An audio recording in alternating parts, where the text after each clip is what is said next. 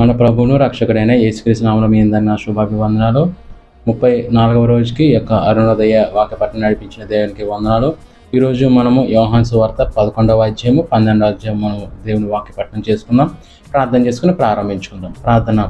సర్వశక్తిమంతుడు, సర్వాధికారి, నిత్య నివాసివైన మా ప్రియ పరలోకపు తండ్రి, నీ నామమునకు వందనాలు. ఈ 34వ రోజున ప్రభా ఈ యొక్క అరుణోదయ వాక్యపఠనం తండ్రి యోహాను సువార్త 11వ అధ్యాయము 12వ అధ్యాయం చదువుతుండగా ఈ యొక్క ప్రారంభం నుంచి అంతవరకు మీ తోడు మీ సహాయం మాకు అనుగ్రహించమని అడుగుతుంది. ఏ విధమైన ఆటంకం లేకుండా ప్రభావ చక్కగా జరిగించే కృప మాకు అందరికీ దయచేయడంతో సమస్తాన్ని మీ చేతులుగా అప్పగించుట మా ప్రియుడు రక్షకుడైన యేసుక్రీస్తు నామంలో ఈ ప్రార్థన సమర్పిస్తున్నాం తండ్రి, ఆమేన్. యోహాను సువార్త 11వ అధ్యాయము. మరియా ఆమె సహోదరి అయిన మార్తా అను వారి గ్రామమైన బేతనియలోనున్న లాజరు అను ఒకడు రోగి ఆయెను. ఈ లాజరు ప్రభువునకు అత్తరు పూసి తల వెంట్రుకలతో ఆయన పాదములు తుడిచిన మరియాకు సహోదరుడు. అతని అక్కచెల్లెండ్రు, ప్రభువా, ఇదిగో నీవు ప్రేమించేవాడు రోగి అయి ఉన్నాడని ఆయన యొద్దకు వర్తమానము పంపిరి. యేసు అది విని, ఈ వ్యాధి మరణము కొరకు వచ్చినది కాదు గాని దేవుని కుమారుడు దాని వలన మహిమపరచబడినట్లు దేవుని మహిమ కొరకు వచ్చినదనెను. యేసు మార్తాను ఆమె సహోదరిని లాజరును ప్రేమించును. అతడు రోగి అయి ఉన్నాడని యేసు వినినప్పుడు తానున్న చోటనే ఇంకా 2 దినములు నిలిచెను. అటు పిమ్మట ఆయన మనము యూదయకు తిరిగి వెళుదామని తన శిష్యులతో చెప్పగా, ఆయన శిష్యులు, బోధకుడా, ఇప్పుడే యూదులు నిన్ను రాళ్లతో కొట్ట చూచుచుండిరే, అక్కడికి తిరిగి వెళుదువా అని ఆయనను అడిగిరి. అందుకు యేసు, పగలు 12 గంటలున్నవి కదా, ఒకడు పగటి వేళ నడిచిన ఎడల ఈ లోకపు వెలుగును చూచును గనుక తొట్రుపడడు. అయితే రాత్రి వేళ ఒకడు నడిచిన ఎడల వాని యందు వెలుగు లేదు గనుక వాడు తొట్రుపడనని చెప్పెను. ఆయనను ఈ మాటలు చెప్పిన తర్వాత మన స్నేహితుడైన లాజరు నిద్రించుచున్నాడు, అతని మేలుకొలుప వెళ్ళుచున్నానని వారితో చెప్పగా, శిష్యులు, ప్రభువా, అతడు నిద్రించిన ఎడల బాగుపడుననిరి. యేసు అతని మరణము గూర్చి ఆ మాట చెప్పెను గాని వారు ఆయన నిద్ర విశ్రాంతిని గూర్చి చెప్పననుకొనిరి. కావున యేసు, లాజరును చనిపోయెను, మీరు నమ్మునట్లు నేను ఇక్కడ ఉండలేదని మీ నిమిత్తము సంతోషించుచున్నాను. ఆయనను అతని యొద్దకు మనం వెలుదుము రండి అని స్పష్టముగా వారితో చెప్పెను. అందుకు దిదుమనబడిన తోమ, ఆయనతో కూడా చనిపోవుటకు మనమును వెలుదుమని తనతోటి శిష్యులతో చెప్పెను. యేసు వచ్చి అదివరకే అతడు 4 దినములు సమాధిలో ఉండెనని తెలుసుకొనెను. బేతనియ యెరూషలేమునకు సమీపమై ఉండెను. దానికి ఇంచుమించు కోసెడు దూరము గనుక యూదులలో అనేకులు వారి సహోదరుని గూర్చి మార్తాను మరియను ఓదార్చుటకై వారి యొద్దకు వచ్చి ఉండిరి. మార్తా యేసు వచ్చుచున్నాడని విని ఆయనను ఎదుర్కొన్న వెళ్ళెను గాని మరియా ఇంటిలో కూర్చుండి ఉండెను. మార్తా యేసుతో, ప్రభువా, నీవిక్కడ ఉండిన ఎడల నా సహోదరుడు చావకుండెను. ఇప్పుడైనను నీవు దేవుని ఏమడిగినను దేవుడు నీకు అనుగ్రహించునని ఎరుగుదుననెను. యేసు, నీ సహోదరుడు మరలా లేచునని ఆమెతో చెప్పగా, మార్తా ఆయనతో, అంత్యదినమున పునరుత్థానమందు లేచునని ఎరుగుదుననెను. అందుకు యేసు, పునరుత్థానమును జీవమును నేనే. నా యందు విశ్వాసముంచువాడు చనిపోయినను బ్రతుకును, బ్రతికి నా యందు విశ్వాసముంచు ప్రతివాడును ఎన్నటికీ చనిపోడు. ఈ మాట నమ్ముచున్నావా అని ఆమెను అడిగాను. ఆమె, అవును ప్రభువా, నీవు లోకమునకు రావాల్సిన దేవుని కుమారుడైన క్రీస్తువని నమ్ముచున్నానని ఆయనతో చెప్పెను. ఆమె ఈ మాట చెప్పి వెళ్ళి, బోధకుడు వచ్చి నిన్ను పిలుచుచున్నాడని తన సహోదరి అయిన మరియను రహస్యముగా పిలిచెను. ఆమె విని త్వరగా లేచి ఆయన యొద్దకు వచ్చెను. యేసు ఇంకనూ గ్రామంలోనికి రాక మార్తా ఆయనను కలుసుకొనిన చోటనే ఉండెను గనుక ఇంటిలో మరియతో కూడా నుండి ఆమెను ఓదార్చుచుండిన యూదులు మరియా త్వరగా లేచి వెళ్ళుట చూచి ఆమె సమాధి యొద్ద ఏడ్చుటకు అక్కడికి వెళ్ళుచున్నదనుకొని ఆమె వెంట వెళ్ళిరి. అంతటా మరియ యేసు ఉన్న చోటికి వచ్చి ఆయనను చూచి ఆయన పాదముల మీద పడి, ప్రభువా, నీవిక్కడ ఉండిన ఎడల నా సహోదరుడు చావకుండుననెను. ఆమె ఏడ్చుటయు ఆమెతో కూడా వచ్చిన యూదులు ఏడ్చుటయు యేసు చూచి కలవరపడి ఆత్మలో మూలుగుచ్చు అతన్ని ఎక్కడ నుంచితిరని అడగగా వారు, ప్రభువా, వచ్చి చూడమని ఆయనతో చెప్పిరి. యేసు కన్నీళ్లు విడిచెను. కాబట్టి యూదులు అతనిని ఎలాగో ప్రేమించునో చూడుడని చెప్పుకొనిరి. వారిలో కొందరు, ఆ గ్రుడ్డివాని కనులు తెరిచిన ఈయన ఇతనిని చావకుండా చేయలేడా అని చెప్పిరి. యేసు మరలా తనలో మూలుగుచ్చు సమాధి యొద్దకు వచ్చెను. అదొక గుహ, దాని మీద ఒక రాయి పెట్టి ఉండెను. యేసు రాయి తీసివేయడని చెప్పగా చనిపోయిన వాని సహోదరి అయిన మార్త, ప్రభువా, అతడు చనిపోయి 4 దినములైనది గనుక ఇప్పటికీ వాసన కొట్టునని ఆయనతో చెప్పెను. అందుకు యేసు, నీవు నమ్మిన యెడల దేవుని మహిమ చూతువని నేను నీతో చెప్పలేదా అని ఆమెతో అనెను. అంతటా వారు ఆ రాయి తీసివేసిరి. యేసు కన్నులు పైకెత్తి, తండ్రి, నీవు నా మనవి వినినందున నీకు కృతజ్ఞతాస్తుతులు చెల్లించుచున్నాను. నీవు ఎల్లప్పుడూ నా మనవి వినుచున్నావని నేను ఎరుగుదును. కానీ నీవు నన్ను పంపితివని చుట్టూ నిలిచి ఉన్న ఈ జనసమూహము నమ్మునట్లు వారి నిమిత్తమై ఈ మాట చెప్పితినా నేను.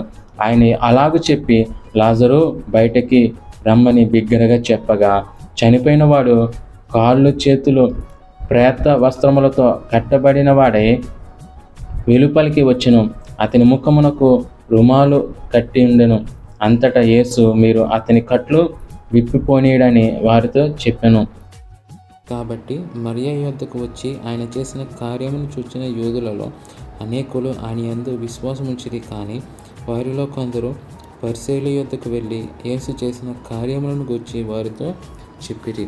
కాబట్టి ప్రధాన యాజకులను పరిసయ్యులను మహాసభ సమకూర్చి, మనమేమి చేయుచున్నాము? ఈ మనుషుడు అనేకమైన సూచక్రియలు చేయుచున్నాడే. మనం ఆయనను ఇలాగూ చూచుచూ ఊరుకుండిన ఎడల అందరూ ఆయన యందు విశ్వాసం ఉంచెదరు. అప్పుడు రోమీయులు వచ్చి మన స్థలమును మన జనమును ఆక్రమించుకుందరని చెప్పిరి.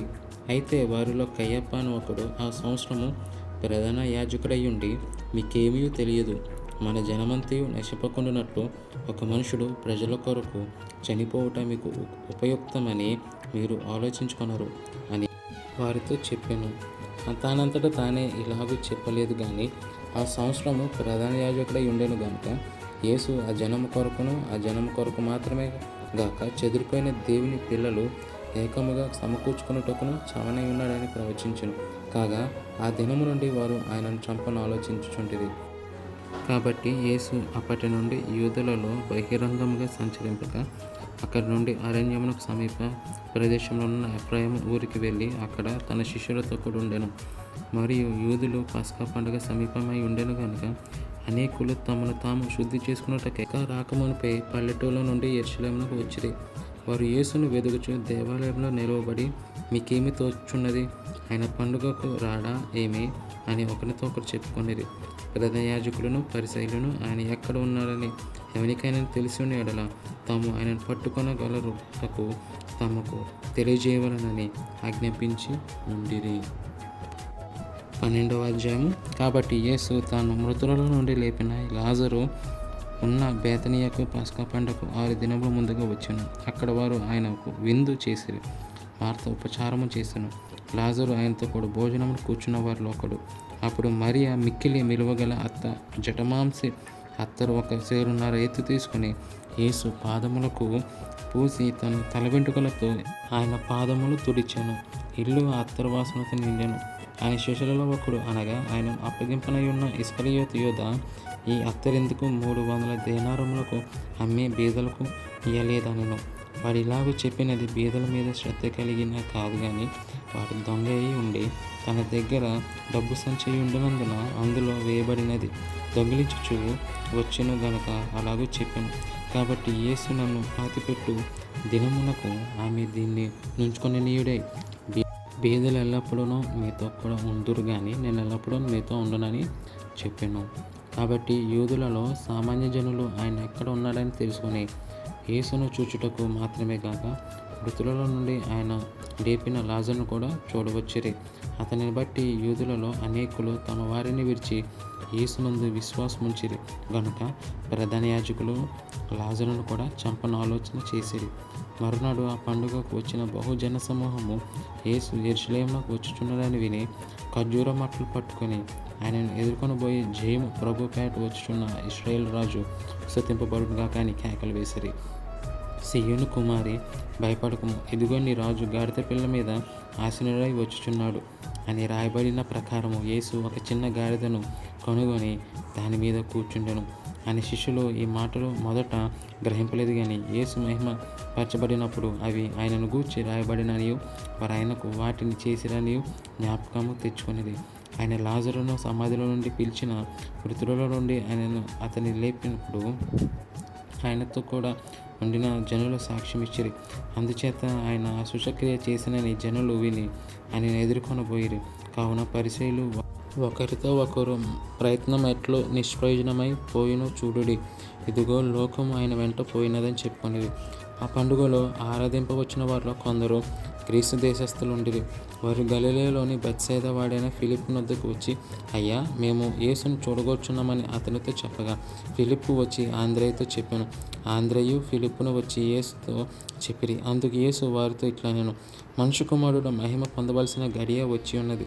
గోధుమ గింజ భూమిలో పడి చావుకొండినలా అది ఒంటిగానే ఉండును, అది చచ్చినడలా విస్తారముగా ఫలించును. తన ప్రాణమును ప్రేమించువాడు దానిని పోగొట్టుకొనును. ఈ లోకంలో తన ప్రాణమును ద్వేషించువాడు నిత్య జీవము కొరకు దానిని కాపాడుకొనునని మీతో నిశ్చయముగా చెప్పుచున్నాను. ఒకడు నన్ను సేవించిన ఎడల నన్ను వెంబడింపవలెను. అప్పుడు నేను ఎక్కడ ఉందునో అక్కడ నా సేవకుడును ఉండును. ఒకడు నన్ను సేవించిన ఎడల నా తండ్రి అతనిని కనపరచును. ఇప్పుడు నా ప్రాణము కలవరపరుచున్నది. నేనేమందును? తండ్రి, ఈ గడియ తటస్థింపకుండా నన్ను తప్పించుము. అయినను ఇందుకోసమే నేను ఈ గడియకు వచ్చి తిని తండ్రిని నామము మహిమపరచుమని చెప్పెను.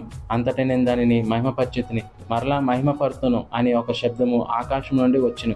కాబట్టి అక్కడ నిల్చుండి వినిన జనసమూహము ఉరిమెను అనిరి. మరికొందరు దేవదూత ఒకడు ఆయనతో మాట్లాడిన అనిరి.